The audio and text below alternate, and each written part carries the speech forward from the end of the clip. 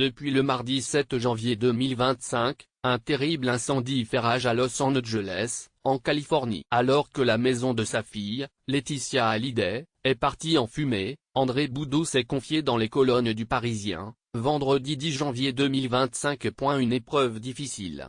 Mardi 5 décembre 2017, Johnny Hallyday perdait la vie à son domicile de Marne-la-Coquette à l'âge de 74 ans. Suite à la disparition de son mari, Laetitia Hallyday avait vendu en 2021 sa villa située à Pacific Palisades afin d'en racheter une plus petite. Si dans celle-ci, la veuve du chanteur avait installé de nombreux souvenirs, tout est parti en fumée dans le terrible incendie qui fait rage en Californie. Jeudi 9 janvier 2025, sur Instagram, c'est avec émotion qu'elle a écrit en légende d'une vidéo de sa maison: « On a tout perdu.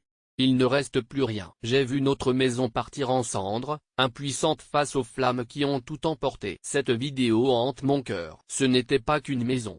C'était notre refuge, notre renaissance après le chaos du deuil. C'est entre ces murs que nous avons pansé nos blessures, que nous avons appris à vivre avec l'absence, à reconstruire des jours éclairés par l'amour malgré l'ombre de la perte. » Sous le choc, la mère de Jade et Joe y avait précisé ensuite: « Elle nous a aidés à nous relever, à nous reconstruire après l'inimaginable absence de mon mari. Cette maison était notre refuge dans le chaos du deuil, notre ancrage lorsque tout semblait s'effondrer. Tout a disparu.